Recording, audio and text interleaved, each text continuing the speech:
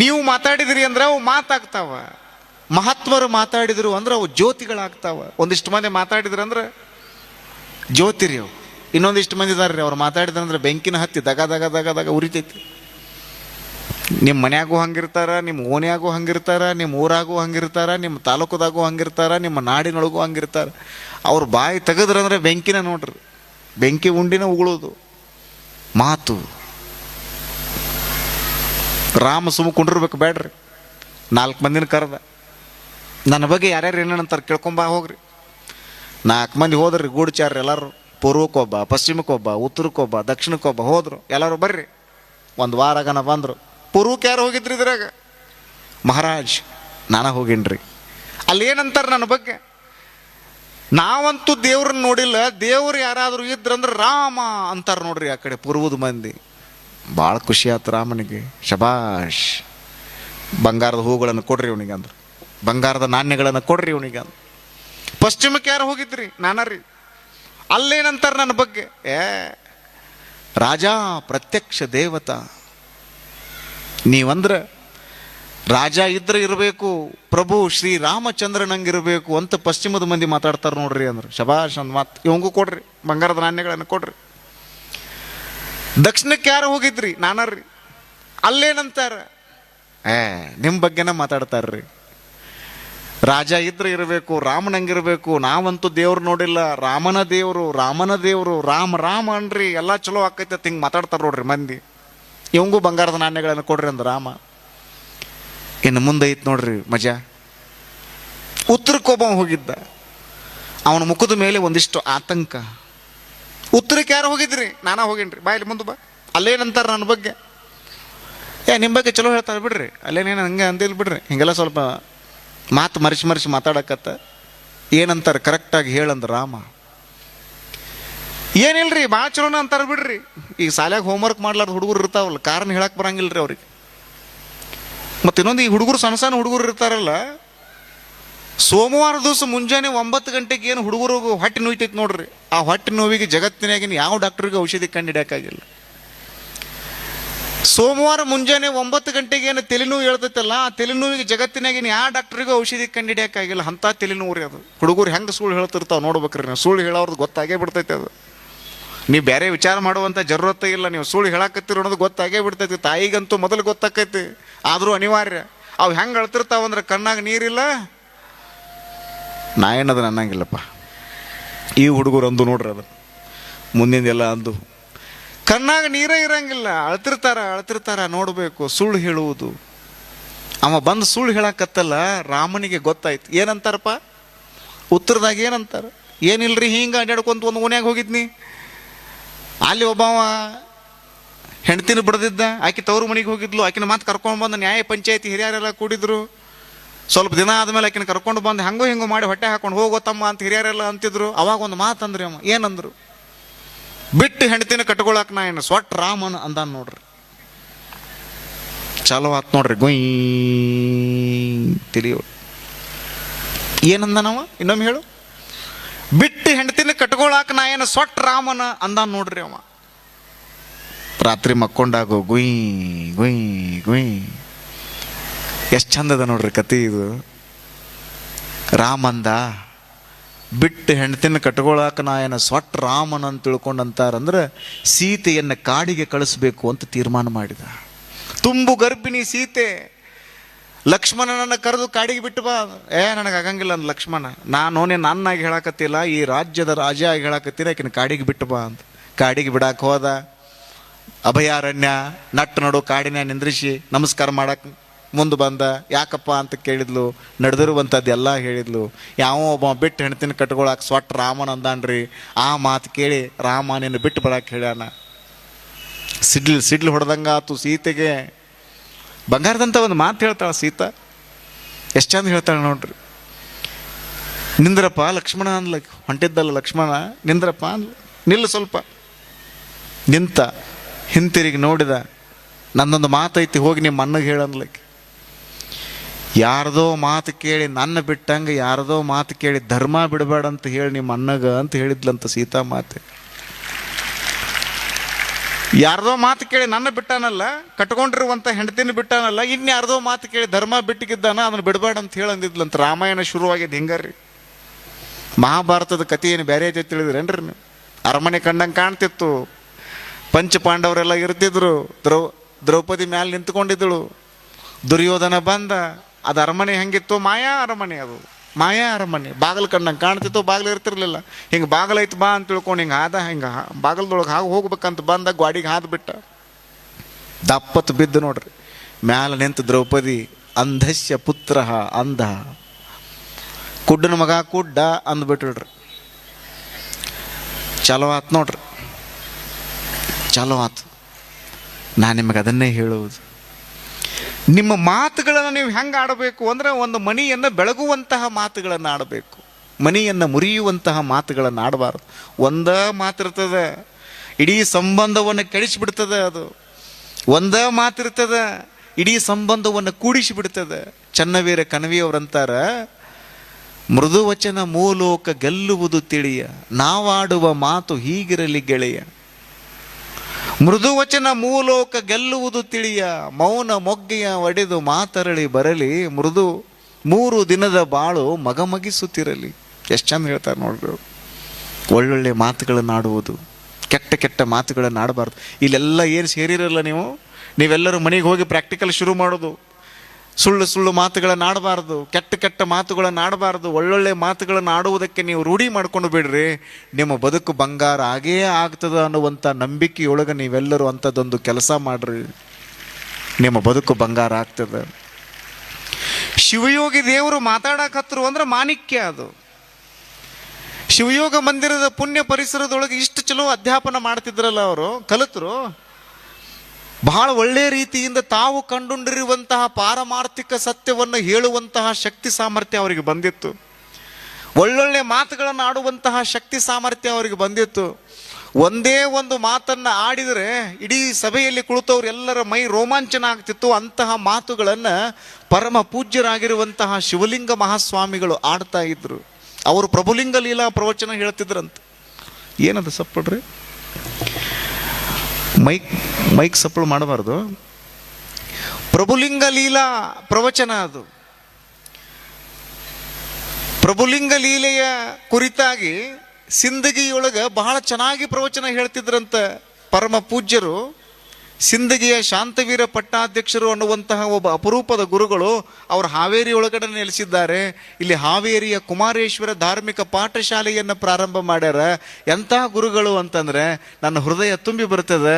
ನಾನು ಗುರುಗಳಿಂದ ಯೋಗವನ್ನು ಕಲಿತೀನಿ, ಹಿಮಾಲಯಕ್ಕೆ ಹೋಗಿ ಯೋಗವನ್ನು ಕಲಿತು ಬಂದೀನಿ, ಎಲ್ಲರಿಗೂ ಯೋಗವನ್ನು ಕಲಿಸ್ತೀನಿ ಅಂತ ಹೇಳಿ ಕರ್ನಾಟಕದೊಳಗಿದ್ದುಕೊಂಡು ಹಿಮಾಲಯದೊಳಗೆ ಏನು ಯೋಗವನ್ನು ಕಲಿಸ್ತಾರಲ್ಲ ಅದನ್ನು ಕರ್ನಾಟಕದೊಳಗಡೆನೆ ಕಲಿಸಿದಂತಹ ಅಪರೂಪದ ಸ್ವಾಮಿಗಳು ಅಂದರೆ ಸಿಂದಗಿಯ ಶಾಂತವೀರ ಪಟ್ಟಾಧ್ಯಕ್ಷರು ಅನ್ನುವಂಥದ್ದನ್ನು ನಾವು ಅರ್ಥ ಮಾಡಿಕೊಳ್ಬೇಕು.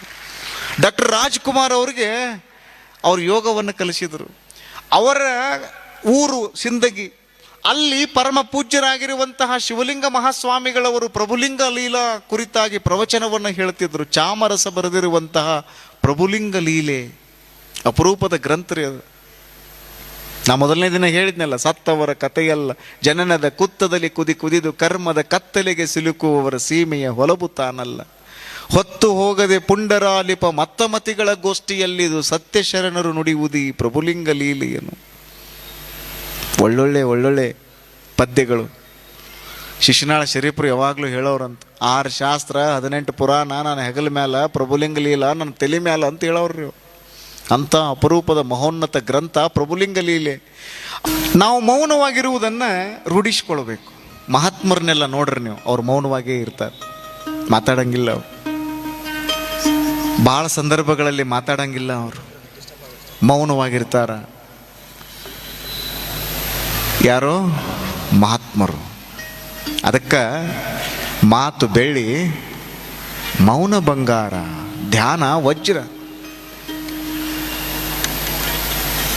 ನಾವು ಮಠಗಳಲ್ಲಿ ಕುಳಿತುಕೊಂಡಿರುವಂತಹ ಸಂದರ್ಭದಲ್ಲಿ ಬಹುತೇಕರು ಬಂದು ಈ ಮಾತುಗಳನ್ನು ನಮಗೆ ಹೇಳ್ತಿರ್ತಾರೆ. ಅಪ್ಪ ಅವ್ರು ಏನೈತ್ರಿ, ಏನೇನೂ ಇಲ್ರಿ, ಸಂಸಾರದೊಳಗೆ ಅದು ಇಲ್ರಿ, ಸಮಾಧಾನನ ಇಲ್ರಿ, ಭಾಳ ಗದ್ಲಕ್ಕೆ ಬಿದ್ದೈತ್ರಿ. ಇಂಥ ಮಾತುಗಳನ್ನು ಆಡೋದನ್ನು ನಾವು ಬಹುತೇಕರು ಕೇಳಿರ್ತೀವಿ. ನಿಮ್ಮ ಮನೆಯೊಳಗೆ ಜಗಳ ಯಾಕೆ ಚಾಲೂ ಆಗ್ತಾವಂದ್ರೆ ನಿಮಗೆ ಮಾತಾಡಕ್ಕೆ ಗೊತ್ತಿಲ್ಲ ಅಂದಂಗ್ರಿ ಅದು. ಅದಕ್ಕೆ ಅನ್ನಂಗಿಲ್ರಿ, ಮಾತು ಅರಿತವ ಮಾಣಿಕ್ಯ ತಂದ, ಮಾತು ಅರಿಯದವ ಜಗಳ ತಂದ. ಯಾರು ಮಾತನ್ನು ಸರಿಯಾಗಿ ಅರ್ಥ ಮಾಡ್ಕೊಂಡಿರ್ತಾರಲ್ಲ ಅವರು ಮಾಣಿಕ್ಯವನ್ನು ತರ್ತಾರೆ. ಮಾತು ಆಡಕ್ಕೆ ಯಾರಿಗೆ ಬರಂಗಿಲ್ಲಲ್ಲ ಅವ್ರು ಜಗಳ ತೊಗೊಂಡು ಬರ್ತಾರೆ. ಏನಾರ ಮಾತಾಡಕ್ಕೆ ಹೋಗಿ ಏನಾರ ಮಾತಾಡೋದು. ಮತ್ತು ಮಾತಾಡೋ ಸಂದರ್ಭದೊಳಗೆ ನೀವು ಚಲೋ ತಂಗೆ ಮಾತಾಡಬೇಕು, ಚಲೋ ರೀತಿಯೊಳಗೆ ಮಾತಾಡಬೇಕು. ಯಪರ ತಪರ ಮಾತಾಡಿಬಿಟ್ರಂದ್ರೆ ಗದ್ಲಕ್ಕೆ ಬೀಳ್ತೈತಿ. ಸಾಲ್ಯಾಗ ಸರ್ ಬರ್ತಿದ್ರು, ಹಾವೇರಿಯಿಂದ ಹೈದರಾಬಾದಕ್ಕೆ ಹೋಗಾಕ 5 ತಾಸು ಬೇಕು. ಕರೆಕ್ಟ್ ರೀ ಸರ್ ಅಂದವ ಹುಡುಗ. ಹಂಗಿದ್ರೆ ನನ್ನ ವಯಸ್ಸೆಷ್ಟು ಅಂದ್ರು ಅವ್ರು. ಅಲ್ಲೇ ಇವನ ಅಂದವ ಹುಡುಗ ಭಾಳ ಚೆನ್ನಾಗಿದ್ದೆ. ಹಾವೇರಿಯಿಂದ ಹೈದರಾಬಾದಕ್ಕೆ ಹೋಗಾಕ 5 ತಾಸು ಬೇಕು, ಅದು ಕರೆಕ್ಟ್ ಐತಿ. ಆ ಹಾವೇರಿಯಿಂದ ಹೈದರಾಬಾದಕ್ಕೆ ಹೋಗೋದಕ್ಕೂ ನಿಮ್ಮ ವಯಸ್ಸಿಗೂ ಏನು ಸಂಬಂಧ ಅದ? ಒಂದಕ್ಕೊಂದು ಮಾತಿಗೆ ಅರ್ತಿಲ್ಲ ಅನ್ನೋದ ಏನೂ ಇಲ್ಲ, ತಾಳಿಲ್ಲ ತಂತಿಲ್ಲ. ಅದರೊಳಗೆ ಯಾವುದೇ ರೀತಿಯಾಗಿರುವಂತಹ ತರ್ಕ ಇಲ್ಲ. ಏನು ಕೇಳಿದ್ರೆ ಕೇಳಕತ್ತಾರಲ್ಲ ಸರ್ ಇವರು. ಮತ್ತು ಹೊಳಮಳ ಸರ್ ಅದನ್ನ ಕೇಳಿದ್ರು, ಹಾವೇರಿಯಿಂದ ಹೈದರಾಬಾದಕ್ಕೆ ಹೋಗಾಕ 5 ತಾಸು ಬೇಕು, ನನ್ನ ವಯಸ್ಸೆಷ್ಟು ಇದನ್ನ ಕೇಳಕತ್ರು. ಒಬ್ಬ ಹುಡುಗ ಎದ್ದು ನಿಂತು ಹೇಳೇಬೇಟ, ಸರ್ ನಿಮ್ಮ ವಯಸ್ಸು ಬರೋಬ್ಬರು 42 ನೋಡ್ರಿ ಅಂದ. ಇಷ್ಟಂಗೆ ಕರೆಕ್ಟ್ ಹೇಳಿದೆವು ಅಂದ್ರೆ ಅವರು. ಏನಿಲ್ರಿ ನಮ್ಮ ಮನ್ಯಾಗ ನಮ್ಮ ಅಣ್ಣದಾನ್ರಿ, ಅವಂಗೆ 21 ವಯಸ್ಸು ರೀ. ಅಲ್ಲೋ ನಿಮ್ಮ ಅಣ್ಣಗೆ 21 ವಯಸ್ಸಾದ್ರೆ ಅದ್ನ್ಯಾಕೆ ಹಿಂಗೆ ಹೇಳಕತ್ತಿ? ಏನಿಲ್ರಿ ಅವ ಅರಹುಚ್ಚದಾನ್ರಿ. 21 2 42 ರೀ, ನೀವು ಪೂರ ಹುಚ್ಚರಿ ಸರ್ ಅಂದ. ನೀವು ಮಾತನ್ನ ಆಡುವಂತಹ ಸಂದರ್ಭದಲ್ಲಿ ಒಂದು ತರ್ಕವನ್ನು ಇಟ್ಕೊಂಡು ಆಡಬೇಕಲ್ಲ. ಅದಕ್ಕೆ ಏನು ಹೇಳಿದರು? ಮಾತು ಬೆಳ್ಳಿ ಅಂತ ಹೇಳಿದರು, ಮೌನ ಬಂಗಾರ ಅಂತ ಹೇಳಿದರು. ಶಿವಯೋಗಿ ದೇವರು ಮಾತನಾಡಲು ಪ್ರಾರಂಭ ಮಾಡಿದರು ಅಂದ್ರೆ ಮುತ್ತು ಉದಿರಿದಂಗೆ ಆಗ್ತಿತ್ತು. ಸರ್ವಜ್ಞ ಕವಿಗಳಂತಾರಲ್ಲ, ಮಾತೇ ಮಾಣಿಕ್ಯ. ಯಾವುದು ಮಾಣಿಕ್ಯ ಅಂದ್ರೆ ಮಾತು. ಒಳ್ಳೆಯ ಮಾತುಗಳು ಏನದಾವಲ್ಲ ಅವು ಮಾಣಿಕ್ಯಕ್ಕೆ ಸಮಾನ. ಗದಗ ಜಿಲ್ಲೆಯ ಲಕ್ಕುಂಡಿ ಅನ್ನುವಂಥ ಒಂದು ಊರು. ಅಲ್ಲಿ ಅಜಗನ್ನ ಒಬ್ಬ ಶರಣ. ಅಜಗನ್ನನ ತಂಗಿ ಯಾರು? ಮುಕ್ತಾಯಕ್ಕ. ಎಷ್ಟು ಚೆನ್ನಾಗಿದೆ ನೋಡ್ರಿ ಕತೆ. ನೀವು ಭಾಳ ಲಕ್ಷ್ಯ ಕೊಟ್ಟು ಕೇಳಬೇಕು.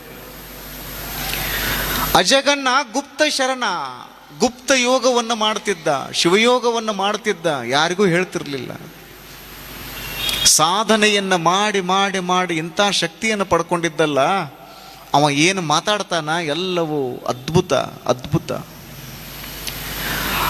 ಅಜಗನ್ನ ಒಂದು ಸಾರಿ ಅಕಾಲಿಕವಾಗಿ ಮರಣಕ್ಕೀಡಾಗ್ತಾನ. ತಂಗಿ ಮುಕ್ತಾಯಕ್ಕ ಅಣ್ಣನನ್ನು ನೋಡಬೇಕು ಅಂತ ಓಡೋಡಿ ಬರ್ತಾಳೆ. ಆ ಕತೆ ಹೇಳ್ಕೊಂತ ಕುಂತೀವಿ ಅಂದರೆ ಅದೇ ಒಂದು ಚರಿತ್ರೆ ಆಗ್ತದೆ.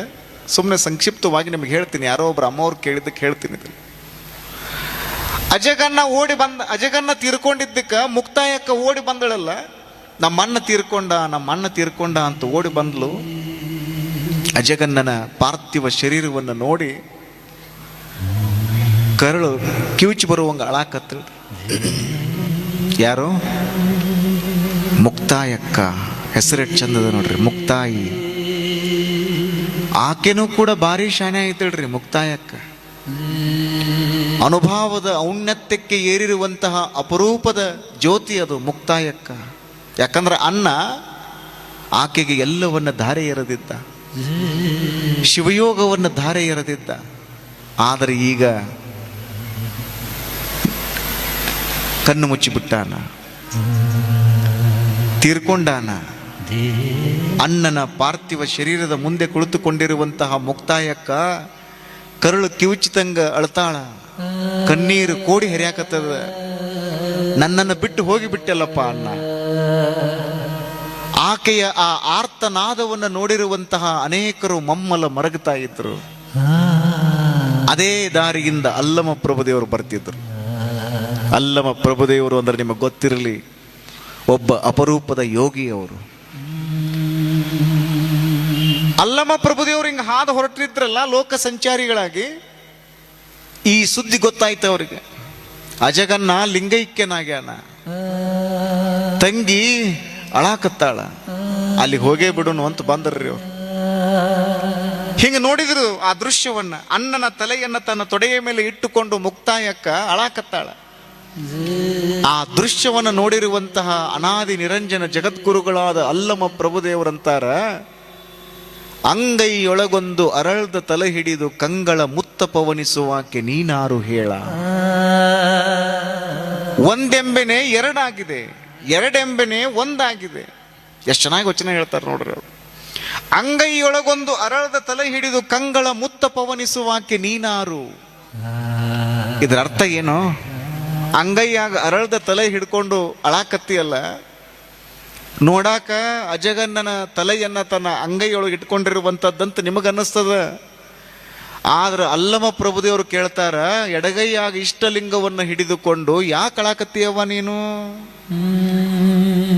ಇಷ್ಟಲಿಂಗ ಇರುವಾಗ ಯಾಕೆ ಅಳತಿ ನೀನು? ಆವಾಗ ಮುಕ್ತಾಯಕ್ಕಂದಳು, ನಿಮಗೆ ಕಾಣಂಗಿಲ್ಲನ್ರಿ ಅಪ್ಪಗಳ, ನನ್ನ ಅನ್ನ ತೀರ್ಕೊಂಡಾನ, ಲಿಂಗೈಕ್ಯನಾಗ್ಯಾನ, ಅದಕ್ಕೆ ನನಗೆ ದುಃಖ ಅನ್ನುವಂಥದ್ದೇನೈತಲ್ಲ ಮಡುಗಟ್ಟ್ಯದ, ಭಾಳ ಅಂದ್ರೆ ಭಾಳ ಸಂಕಟ ಆಗಾಕತ್ತದ. ಯಾಕಂದ್ರೆ ಆಧ್ಯಾತ್ಮ ಲೋಕದೊಳಗೆ ನಮ್ಮ ಅಣ್ಣ ನನ್ನ ನಡು ದಾರಿಯಾಗ ಬಿಟ್ಟು ಹೋಗ್ತಾನ ಅಂತ ನಾ ಅನ್ಕೊಂಡಿರ್ಲಿಲ್ಲ. ಅವ ಸತ್ತಾನಂತ ಯಾಕೆ ತಿಳ್ಕೊತೀವ ಅಂದ್ರು ಅಲ್ಲಮ್ಮ ಪ್ರಭುದೇವರು. ಅವ ತೀರ್ಕೊಂಡಾನಂತ ಯಾಕೆ ಅನ್ಕೋತೀವಿ ನೀನು? ಅವ ಅದಾನ, ಭೌತಿಕ ಶರೀರ ಅನ್ನುವಂಥದ್ದು ಹೋಗ್ಯದ, ಆದ್ರೆ ಅವನ ಆತ್ಮ ಚೈತನ್ಯ ಅನ್ನುವಂಥದ್ದೇನೈತಲ್ಲ ಅದು ಯಾವಾಗ್ಲೂ ಇರ್ತದ ಅಂತ ಅಲ್ಲಮ್ಮ ಪ್ರಭುದೇವರು ಹೇಳಿದರು. ಆದರೂ ಮುಕ್ತಾಯಕ್ಕೆ ಸಮಾಧಾನ ಆಗ್ಲಿಲ್ರಿ. ನೀವು ಇಷ್ಟ ತಿಳ್ಕೊಳ್ಳೋದು, ಶಿವಲಿಂಗ ಮಹಾಸ್ವಾಮಿಗಳವರು ಪಂಚಮಹಾಭೂತಗಳಲ್ಲಿ ಲೀನ ಆಗಿ 17 ವರ್ಷ ಆಯಿತು. ಇವತ್ತಿಗೂ ನಮ್ಮೆಲ್ಲರ ಹೃದಯ ಕಮಲದಲ್ಲಿ ಅಜರಾಮರರಾಗಿ ಅವ್ರು ಇರ್ತಾರ ಅಂದ್ರೆ ಈ ಭೌತಿಕ ಶರೀರಕ್ಕೆ ಒಂದಲ್ಲ ಒಂದಿನ ನಾಶ ಆಗ್ತದ, ಒಂದಲ್ಲ ಒಂದಿನ ಇದು ಪಂಚಮಹಾಭೂತಗಳಲ್ಲಿ ಲೀನ ಆಗಿ ಹೋಗ್ತದ. ಒಳಗಡೆ ಇರುವಂತಹ ಆತ್ಮ ಚೈತನ್ಯ ಏನೈತಲ್ಲ ಅದು ಹಂಗ ಇರ್ತದ. ಶಿವಲಿಂಗ ಸ್ವಾಮಿಗಳು 17 ವರ್ಷ ಅಲ್ಲ, 1700 ವರ್ಷ ಆದ್ರೂ ಕೂಡ ಹಾವೇರಿ ಹುಕ್ಕೇರಿ ಮಠದ ಇತಿಹಾಸದೊಳಗೆ ಯಾವಾಗಲೂ ಇರ್ತಾರ. ಭೌತಿಕ ಶರೀರ ಇರಂಗಿಲ್ಲ, ಆದರೆ ಅವರ ಆಧ್ಯಾತ್ಮಿಕ ಶಕ್ತಿ ಏನೈತಲ್ಲ ಅದು ಯಾವಾಗಲೂ ಇರ್ತದೆ. ಹಂಗಲ್ಲವ, ಅಜಗನ್ನನ ಭೌತಿಕ ಶರೀರ ಪಂಚಮಹಾಭೂತಗಳಲ್ಲಿ ಲೀನ ಆಗ್ಯದ, ಆದ್ರೆ ಅವನ ಶಕ್ತಿ ಏನೈತಲ್ಲ ಯಾವಾಗೂ ಇರ್ತೈತಿ. ಯಾಕಂದ್ರೆ ಲಿಂಗವನ್ನು ಹಿಡಿದು ಲಿಂಗವೇ ಆಗಿರುವಂಥವ್ರಿಗೆ ಮರಣ ಎಂಬುವುದಿಲ್ಲ, ಅವರಿಗೂ ಸಾಯುವುದಿಲ್ಲ. ಯಾಕಂದ್ರೆ ಬಸವಣ್ಣ ಏನು ಹೇಳ್ತಾರ, ಎಮ್ಮವರಿಗೆ ಸಾವಿಲ್ಲ, ಎಮ್ಮವರು ಸಾವನರಿಯರು ಅಂತ ತಿಳ್ಕೊಂಡು ಹೇಳ್ತಾರ. ನೀ ಹಂಗೆ ತಿಳ್ಕೊಬಾರ್ದವ ಅಂದ್ರು. ಹಂಗೆಲ್ಲ ಇಲ್ರಿ ಅಪ್ಪಗಳು, ನಿಮ್ಗೆ ಗೊತ್ತಾಗಂಗಿಲ್ಲ ಅಂದ್ಲು ಮುಕ್ತಾಯಕ್ಕ. ಹಿಂಗ ವಾದ ಅದು ಇದು ನಡೀತದೆ. ಮುಕ್ತಾಯಕ್ಕನಿಗೆ ಸಿಟ್ಟು ಬರ್ತದೆ. ಅಪ್ಪಗಳ ಯೋಗಿಗಳಂಗೆ ಕಾಣ್ತೀರಿ, ಯೋಗಿಗಳಂಗನ ನಿಮ್ಮದು ಪೋಷಾಕು ಅದ, ಜಟಾ ಕಟ್ಟೀರಿ, ರುದ್ರಾಕ್ಷಿ ಹಾಕ್ಕೊಂಡಿರಿ, ತ್ರಿಪುಂಡ್ರ ಧಾರಣ ಹಚ್ಕೊಂಡಿರಿ. ಇದನ್ನೆಲ್ಲ ನೋಡಿದ್ರೆ ನಿಮಗೆ ಮಾತಿನ ಚಪ್ಪಲ್ ಹಿಂಗಿಲ್ಲಲ್ರಿ ಅಪ್ಪಗಳ. ಭಾಳ ಮಾತಾಡ್ತಿರಲ್ಲ ನೀವು. ಮಹಾತ್ಮರಾದವರು ಮಾತಾಡಬಾರ್ದು, ನೀವು ನೋಡಿದ್ರೆ ವಿಪರೀತ ಮಾತಾಡಕತ್ತೀರಿ. ಅವಾಗಿಂದ ನೋಡಕತ್ತೀರಿ. ನಾನು ನಮ್ಮ ಅಣ್ಣ ತೀರ್ಕೊಂಡಾನ, ಆ ದುಃಖದೊಳಗೆ ನಾ ಅದೀನಿ, ನೀವರೇ ಒಂದಾಗನ ಹಂಗ ವಚನ ಹೇಳ್ತೀರಿ. ಮಾತಿನ ಚಪ್ಪಲು ಹಿಂಗಿಲ್ಲಲ್ರಿ ನಿಮಗೆ. ಇಷ್ಟಂದಳು ನೋಡ್ರಿ ಮುಕ್ತಾಯಕ್ಕ. ಆ ಸಂದರ್ಭದಲ್ಲಿನೇ ಅಲ್ಲಮ ಪ್ರಭುದೇವರು ಹೃದಯ ತುಂಬಿ ಹೇಳ್ತಾರ, ಮಾತೆಂಬುದು ಜ್ಯೋತಿರ್ಲಿಂಗ. ಮುಕ್ತಾಯಕ್ಕ, ನಾನು ಮಾತಿನ ಚಪಲಕ್ಕಾಗಿ ನಾನು ಮಾತಾಡ್ತಾ ಇಲ್ಲವಾ, ಸಾಮಾನ್ಯ ಜನ ಏನದಾರಲ್ಲ ಅವರಿಗೆ ಮಾತಿನ ಚಪಲ ಇರ್ತದ. ನಾನು ಯೋಗಿ ಆದವ, ಅಂಗೈಯೊಳಗ ಲಿಂಗವನ್ನು ಹಿಡಿದು ತದೇಕ ದೃಷ್ಟಿಯಿಂದ ಶಿವಯೋಗ ಸಾಧನೆಯನ್ನು ಮಾಡ್ಕೊಂತ ಇರವ.